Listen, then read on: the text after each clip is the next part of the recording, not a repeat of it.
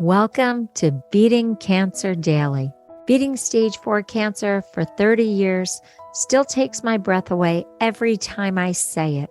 I'm Saranne, founder of the Comedy Cures Foundation, and I hope you'll join me for just a few minutes daily for the next 365 days so we may laugh, learn, maybe cry a little as we live our best days beating cancer daily together.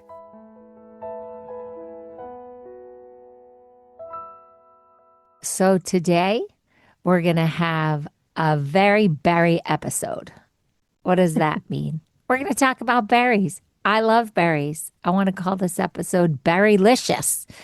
All I want to do is eat berries morning, noon, and night. I don't know what that says about me, but I know that my good friend and functional medicine expert and certified nutrition specialist, whole health educator, and certified health coach, Jacqui Bryan's going to inform us all about berries. So if you don't eat them already, I hope that we convince you to try them. And if you do love them, hopefully we can help you with some do's and don'ts on berry eating and also how to wash them so they're safe for you.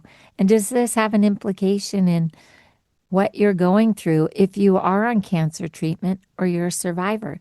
So Jacqui, my very, very good friend, welcome to Beating Cancer Daily. Thank you, Saranne. I am very happy to be here. Oh my gosh, we're going to drive you crazy as a listener right now because there's so many bad berry puns. I got them lined up, Jacqui. It's funny because we've actually talked about berries like sporadically through the podcast, through the 140 different episodes that we've done, but we've never actually devoted a full podcast to berries. And I think that was a mistake, right? I think we should have focused on berries because they are the most nutrient dense foods on the planet. Somebody wrote this into me. They said, have you really dug deep into the berry patch? And I said, no, and I love them. And I agree with you, but you have to realize there's almost 440 total episodes of Beating Cancer Daily. And I didn't even talk about them solo. So thank you for coming. And I can't wait to learn from you. I think this is fun to talk about. I eat berries every single day. I eat them fresh. I eat them frozen. I eat them freeze dried. There's so many different benefits. The real magic with berries lies in their polyphenols, their flavonoids, their anthocyanins, the ellagic acid, resveratrol, quercetin. And while those might sound like a foreign language, those are the nutrient components that actually give berries their very vivid color. And we've done the colorful episodes, right? We've talked about eating the rainbow, but these nutrients that I just talked about are the key players behind all the health benefits we're going to talk about today. I love that you said that about the rainbow. If you've never heard Jacqui before, she talks about trying to get 9 to 13 different colors of fruits and vegetables into your diet. And think about all the different colors of berries. They can be very helpful at chipping away at that 9 to 13. Oh, so important, right? And I think they're beautiful. They look absolutely amazing. And so today for this podcast, we're going to go through the berries and then we're going to talk about proper ways to prepare them and then different ways that we can clean them and how we can reduce pesticide exposure. And then what it means if you're going through cancer treatment, right? What it means, these types of foods in your diet and how they can positively impact your body. What I hate is when I buy this batch of berries and I get home and I wash them and then I bite into them and they have no taste. That is Yes. so frustrating because they're not cheap. And yet sometimes you can get a dud batch. So I have to figure out, how do I pick a better batch? Are you one of those people in the produce section that sneaks a bite? No, because I have too much OCD and I would be afraid of the dirt and the pesticides. Nope, not me. Oh. Let's talk about blueberries. Blueberries are considered one of the highest antioxidant foods ever tested, right? That's dramatic, but it's true. The anthocyanins that are in them actually reduce oxidative stress and inflammation. And this is associated with improved memory, cognition. I like to call blueberries brain berries, and it can help with cardiovascular support and improved insulin sensitivity for blood sugar regulation, right? So that's a big mouthful of incredible benefits from blueberries. How do we prepare them if we want to eat them? Many of us just eat them fresh. I would rinse them off, and we're going to talk about, after we talk about these berries, we're going to talk about whether to use certain types of solutions to prepare and to clean our berries. And that will include things like vinegar and baking soda and water. And we'll talk about that. But for now, rinse and eat them fresh, use them frozen. They actually retain their full antioxidant content from being frozen, right? So if you can't get them fresh, like Saranne was talking about, maybe bringing them in frozen, putting them in a smoothie and oatmeal, yogurts, those are really helpful. Now, one thing I want you to think about with blueberries, because we see them as harmless and they are so helpful and so beneficial, but there are certain people that may want to be cautious with eating blueberries, those people that are on blood thinners. And it's only in the situation where you're kind of overdoing it. Moderate intake is usually just fine because they have vitamin K in them. But if you're really over consuming blueberries, they can thin your blood. And we want to be very careful of that. So it's always good to talk to your provider about that as well. Jacqui, what do you call a ghost's favorite berry? A ghost berry? I don't know. A boo berry. Hmm, So I dumb. like that. That's so cute. I never get these jokes. I don't even know why you ask me the question because I don't always get them. So dumb. And then the other one that's everywhere on the internet is, what do you call a sad strawberry? Oh, I don't know. A blueberry. Oh, that is cute. That is actually really cute. That is a perfect segue into strawberries because 1 cup of strawberries actually delivers 149% of your daily vitamin C. Now, we often think of vitamin C coming from oranges or grapefruits or lemons, but you can get a huge impact or a huge amount of vitamin C in your body by consuming strawberries. Strawberries are rich in ellagic acid and anthocyanins that can reduce inflammation markers like CRP. It's helpful for reducing cardiovascular risk and it can support collagen production for the skin. So good for our wrinkles, right? Preventing the wrinkles. And if you are consistently eating strawberries, I would recommend that you consume them organic because they are usually at the top of the Environmental Working Group Dirty Dozen list, which is the top 12 fruits and vegetables that are sprayed. But we definitely need to wash these if you're not getting them organic. If you're going to eat them, we want to hull them, rinse them, enjoy them fresh, obviously clean them. They're good in salads, jams, smoothies. You can roast them with balsamic and honey to just add a little bit to the flavor. What I found was really interesting about strawberries, though, because there are a few people that need to be cautious of consuming strawberries. Now, they can be a common allergen, especially in children. And also, there is a latex cross reactivity that can be possible. And what that means is if you are allergic to strawberries, you potentially could be allergic to latex. They call that the latex fruit syndrome. So people that have an allergy to strawberries, they may already know that they have an allergy to latex, or if they have an allergy to latex, they may want to be a little bit cautious with consuming strawberries. But I think that was a really interesting discovery. That's amazing. I get asked if I have a latex allergy, and I don't actually have one, but I'm allergic to the glue that they use on Band-Aids. So I wonder if there's a berry that I can't eat because of the glue on Band-Aids. I did not come across that. I'm just kidding. But no, that's amazing because one of my relatives is very allergic to strawberries, and now we can see if they have a latex allergy. Thanks for that. Yeah, I just thought that was pretty interesting. Now, what about raspberries? I love raspberries. They are a fiber powerhouse. They have about 8 grams of dietary fiber per cup. They're incredibly beneficial for gut and microbiome health. And the reason for that is they have so much fiber. They're rich in ellagic acid and quercetin. They're anti-inflammatory. They have potential anti-cancer properties.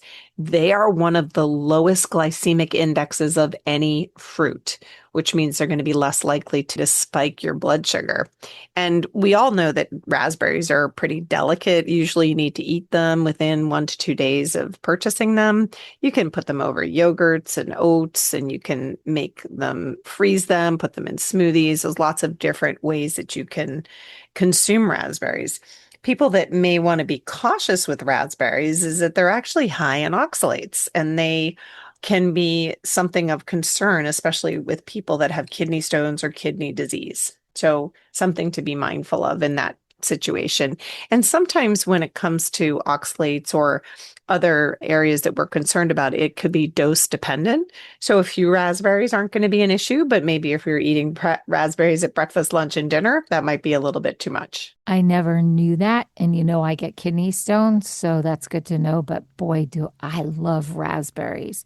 So I think I'm going to pace them out a little more. Yeah, I think it's good to understand. I think variety is key, right? And when I was putting this podcast together, it made me aware that I wasn't consuming as many different types of berries. I did the typical raspberries, blueberries, strawberries, but blackberries. Blackberries are overlooked sometimes, and they are among the highest in anthocyanins of any berry. They have vitamin C, K, manganese, and fiber. They're anti-inflammatory, and the research actually shows that it's really great for brain health support and even oral antibacterial properties, right? So it's excellent source of fiber, and it feeds that beneficial bacteria in your gut. So blackberries need to be brought back into the equation if you haven't been eating them. I love them because they're so meaty. And when you get a good one, it's like just delicious. They just explode in your mouth. I'm a big fan of blackberries. You know what? I want to go get some now after you describe them that way. They're meaty and exploding. They're so good. Well, you can eat them just as is, obviously, after you clean them. You can add them to salads. You can pair them with cheese or nuts. They're really great sources of nutrients, and they're delicious. And they do have a little bit of oxalates in them. So again, if you're someone that's concerned about kidney stones, maybe something to be mindful of. One of the berries that I don't eat a lot of, which I feel like I'm going to bring them back into my smoothie, are cranberries. And cranberries are an interesting one because they are rich in the proanthocyanins, which prevent the bacteria from adhering to your urinary tract walls, preventing urinary tract infections, which is one of the reasons that people say, hey, have cranberries when you're at risk for a UTI or have a UTI. Now, I will preface this by saying the cranberries I'm talking about don't have added sugar. They're the cranberries that are kind of sour and tart, and not the ones that you think about when you're popping open a bottle of cranberry juice that has often sugar or high fructose corn syrup in it. When you're having the fresh cranberries, those are really good for gut support, reducing inflammation, and improving cholesterol and blood pressure. Great benefits. They make you pucker. That's how sour they are. And I remember being raised on cranberry items that had sugar. So the first time I tasted a normal, healthy cranberry, I puckered. Like it was like biting into a lemon. They are really tart. It is. And actually, as you're talking about it, I'm puckering right now, right? Because we know that the I thought you cranberries. wanted to kiss me. I was like I looking at did. you on the video I and I'm did. I'm like, like is she thinking, I'm trying like, to kiss me? What's oh my happening? goodness. But they are too tart to eat raw, I think, right? You can cook them into a sauce. You can use unsweetened juice and put it into a smoothie. That's what my husband does in the morning. One thing to be cautious of with cranberries is that they are high in oxalates again. So you want to avoid this or large amounts of this if you've got kidney stones. It also can have interactions with some blood thinning medications like warfarin or other anticoagulants. It's so funny because I could eat a cranberry, get a kidney stone, but not get a UTI. You really have to balance this. That's what I'm learning on this podcast. Well, I know. And I think I don't want anyone to be afraid of berries, like, because they're not going to hurt you, right? The big scary berry, right? There's nothing to be really. They will if they're a blueberry. I know. No, I don't want you to be afraid of these berries. I just want you to be thoughtful and mindful. And if you've maybe overdoing it on one of them, maybe we want to spread it around a little bit, like goji berries. Goji berries are an exceptional source of zeaxanthin and lutein, which are excellent for eye health. They're a complete protein fruit, which is unusual. They're high in vitamin A, C, zinc, iron, and selenium, and they're used in traditional Chinese medicine for certain conditions. And ways that we prepare them, it's usually dried or as a snack. You can soak them for 15 to 20 minutes, add them to oatmeal, stir fries, grain bowls. You can brew them into tea. And then there are some cautions with goji berries. It's pretty well documented that they can interfere with warfarin, which is a blood thinning medication, diabetes medications, blood pressure drugs, and even in the nightshade family. So people that are avoiding nightshades due to an autoimmune condition or maybe irritable bowel disease, they may want to be mindful of consuming goji berries. Goji berries just showed up out of nowhere in America. I remember years ago, nobody was talking about them. And then all of a sudden, everybody was talking about them. And now people aren't talking about them as much. So it's interesting how things come in and out of fashion. Yeah, it's pretty amazing. I think about acai. Acai berries are ones that are pretty popular, but sometimes we're not actually eating the healthiest version of Well, acai. nobody even knows how to say that word I because know. I have heard it said so many times when people are ordering it. So I'm glad you're talking about it. Yeah, one of the reasons that acai berries are so popular is because they are very highly ranked for antioxidants, right? We know that there's a ton of antioxidants in there. They're rich in healthy omega 9s and omega 6s, the fatty acids. They have anthocyanins, are good for cardiovascular health and metabolic function. You can eat them frozen as a pulp or freeze dried powder. I just want to caution you that, like, when you go to the smoothie restaurants, oftentimes they're adding sugar into it. So you really want to ask for your acai to be unsweetened and then have it blended into the acai bowl with banana, almond milk. You can use the powder for other things like yogurt. But there are some cautions with acai, and I actually didn't know this, and I'm so excited to learn this, especially doing the research for this podcast, why it's so important. But you want to avoid having acai 24 to 48 hours before you have an MRI.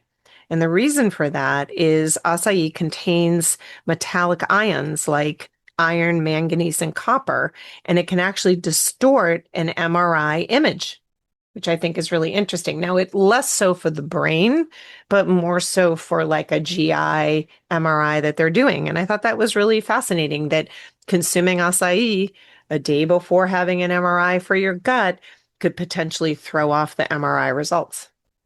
That's insane because they never tell you that in the prep. No, Because I've had no. way too many scans and they do not tell you that.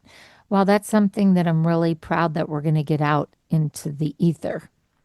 Yeah, I think that's pretty interesting. So the acai bowls, you also want to be cautious for anybody that's on an anticoagulant. You also, again, to remind everybody, a lot of times the acai is packaged and delivered to you with lots of sugars, right? So I'm not talking the natural sugars. I'm talking about the added sugars that we don't necessarily need for our health.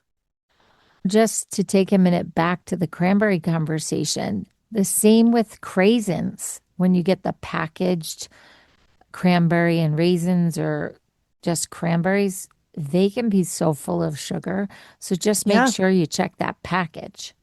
Right. Read the labels. That label detective episode is always coming back as a reminder, right? So you can always check. We want to check what the added sugars are. You want to read the ingredient list. The only way you're going to know what is in the food that you are putting in your body is if you read the label. Elderberries. They're not old berries. I was so hoping that you would say elderberries so I could say a joke. And I'm so proud of you because you I said it know. for me. These are not aging berries. Elderberries are very rich in flavonoids. They're shown to bind to and prevent viruses from entering host cells. It's one of the reasons that people take elderberry at the sign of a virus or a infection. And studies confirm that the elderberry can actually reduce the duration and the severity of colds and flu because it's high in vitamin C, vitamin A, and potassium. I have elderberry, and it was given to me at my health food store for this very reason. And I'm very proud of myself that I did know that. But I'm still stunned about the MRIs. So I know. that's one of the takeaways from this episode that's so exciting for me. But I love elderberries. I just find them really fascinating that they could do all that they do. So I'm glad you mentioned them. One thing we want to be mindful of when we're consuming elderberries is you always need to cook them before eating. Raw elderberries actually contain some toxic compounds, right, that can be problematic for the body and it can cause nausea. And so it's important to make sure that you cook them before eating them. People do need to be cautious with consuming elderberries, especially if they have autoimmune conditions, because it can actually stimulate the immune system, which can make the effects of an autoimmune condition worse, sort of exacerbating it. And people need to avoid elderberry supplements during pregnancy. And again, you never want to eat elderberries raw. More good warnings. I can't believe that this isn't posted in every produce store. This I should know. be posted. Yeah. Well, it's like cigarettes are still out there, right? It's just, But they have a yeah, I warnings. know. Nature's way of healing us or could cause complications. And I'm glad Yeah. that you're doing this because I never knew this. Right. I think it's important. But I think now that we've finished talking about the top berries, everything from blueberries to acai to elderberries, how do I clean them? Right. That's the big question that I get from individuals. Right. And so one of the questions that people ask is, do I do water? Do I do white vinegar? And I want to speak into that for just a couple minutes. Right. So white vinegar actually contains acetic acid, and this creates an acidic environment that's really hostile to mold spores, bacteria, and some even surface pesticides. There was a study done in 2024 that reviewed and analyzed soaking produce in vinegar or baking soda, and it had achieved a 50% reduction in pesticide level. It was pretty interesting compared to 30% reduction in pesticides with just plain water. And this was done with the Environmental Working Group scientists, which, by the way, I know I mentioned it earlier, is an excellent resource for understanding pesticides and herbicides and how they're impacting you.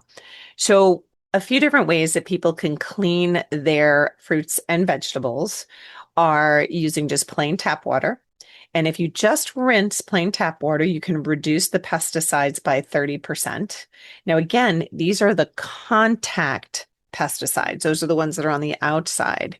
There are systemic pesticides, which are the ones that are actually used to grow it, and it's actually inside the fruit.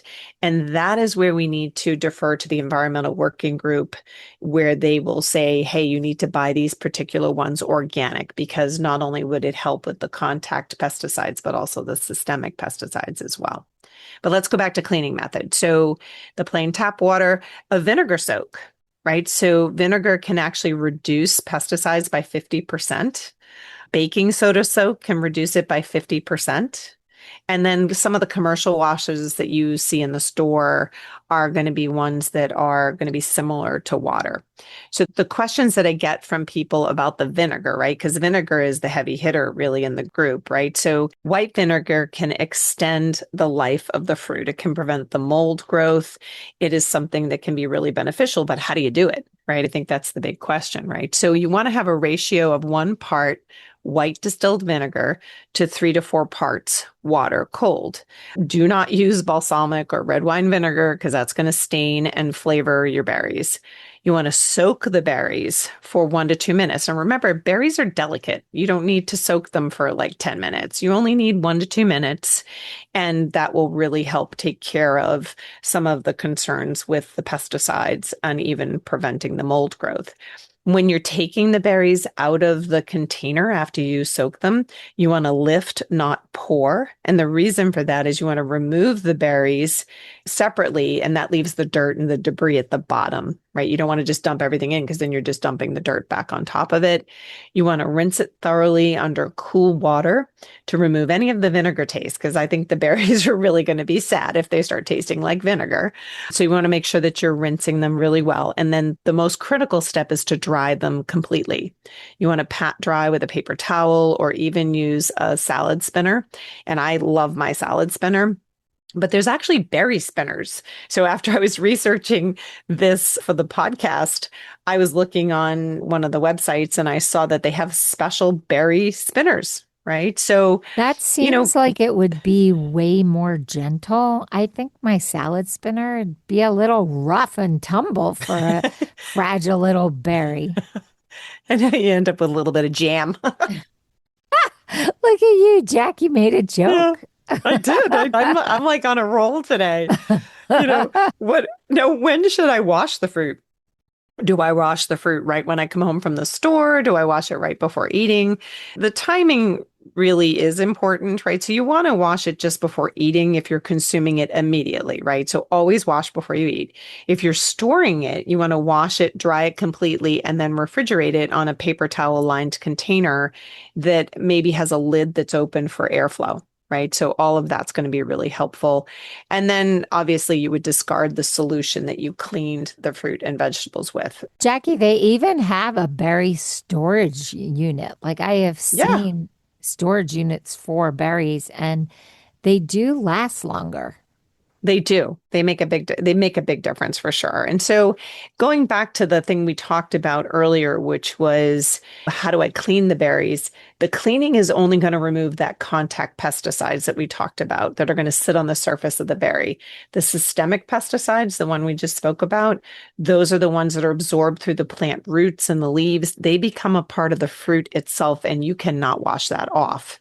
So if you're concerned about systemic pesticide exposure, which I am, the most effective option for this is to buy organic, particularly for certain berries that are listed on the Environmental Working Group Dirty Dozen list. And to find that, you just go to ewg.org and you can get information about what the dirty dozens are, like who's the most heavily sprayed berries out there and what are the ones that we should get organic. And that will answer your question, which of them have the systemic pesticides. EWG does a really good job as a watchdog. And so we hope that you go and you dig a little deeper. We like to just be the story starter so that you can decide what you want to go and further research to keep yourself as healthy as possible, particularly if you're in the middle of cancer treatment or as a survivor.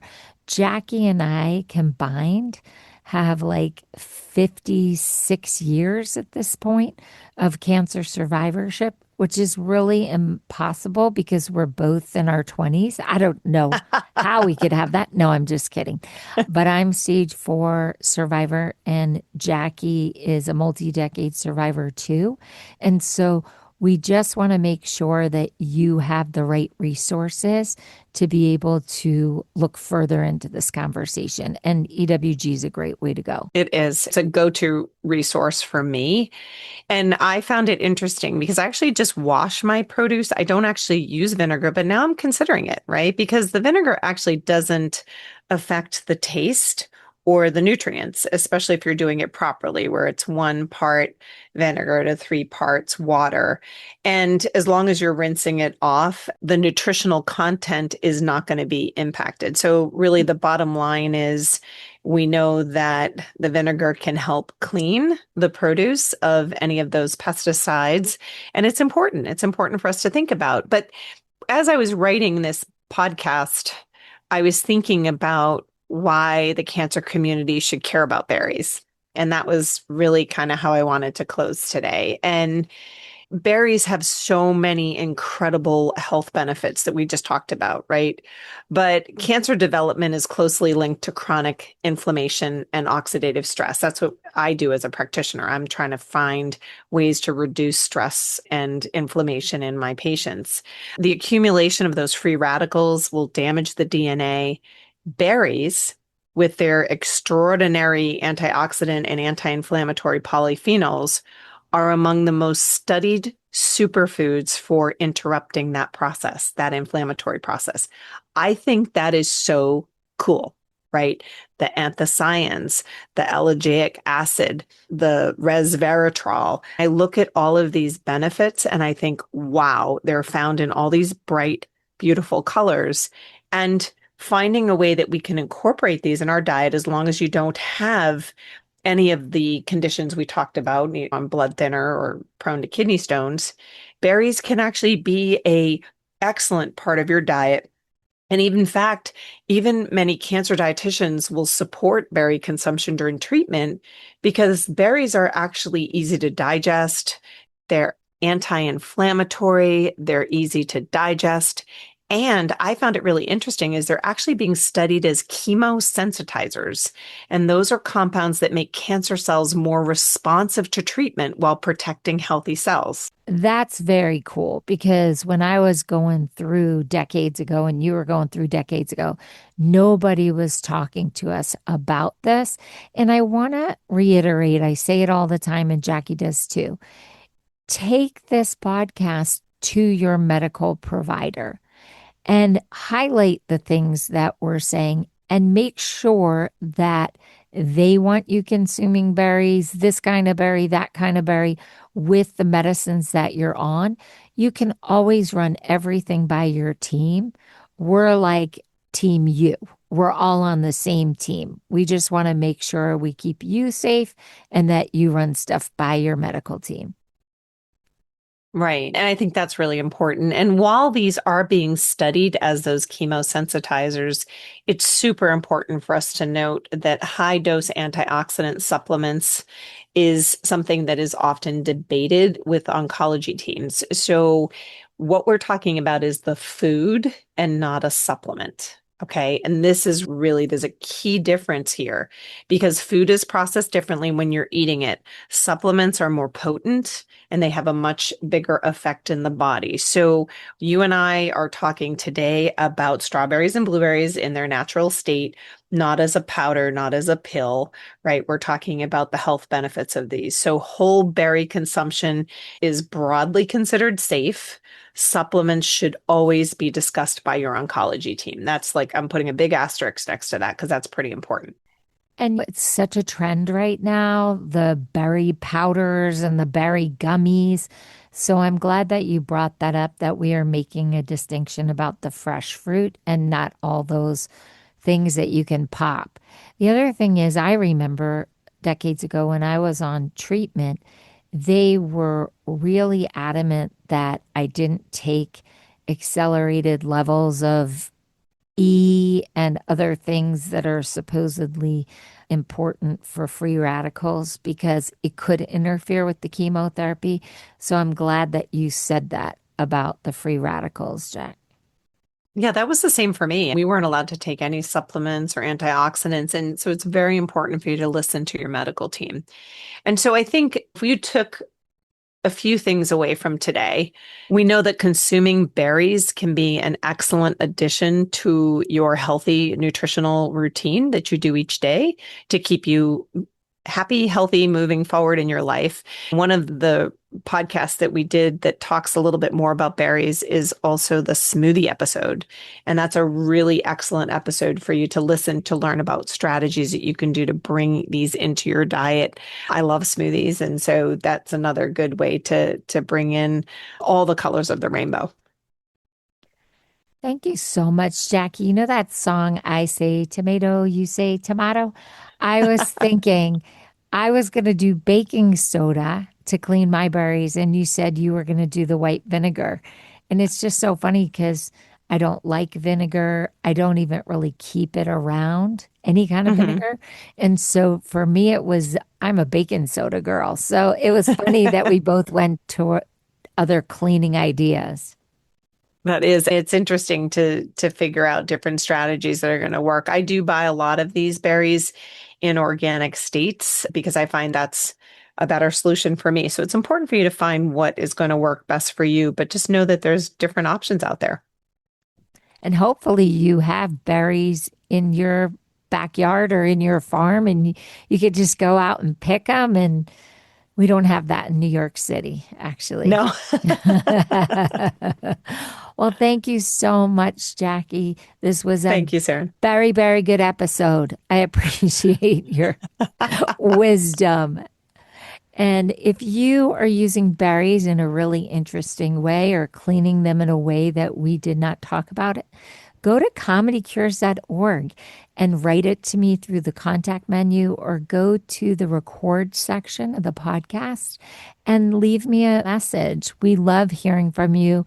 I share it with Jacqui. It just makes our community so much stronger when we all interact. And we really do love when you share with us. So have a blessed day, and I'll see you tomorrow. If you loved today's episode, then tell the world.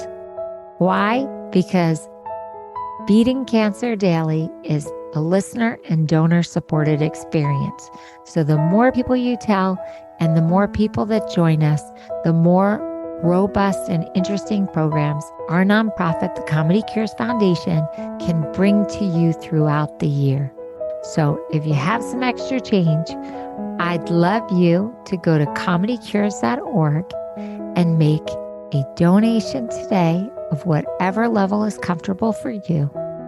And it will be tax deductible to the extent allowed by law, because Comedy Cures is a nonprofit 501c3 organization founded from my chemo chair, April 1999, and we've been going strong ever since. So please consider making a donation today and help our community and this podcast thrive. Guess what time it is? It's time for me to read the disclaimer. Beating Cancer Daily and the membership circle are not in lieu of medical advice or treatment. They are for entertainment purposes only. Please consult your healthcare team to review your best strategy. Thanks for listening. See you guys tomorrow.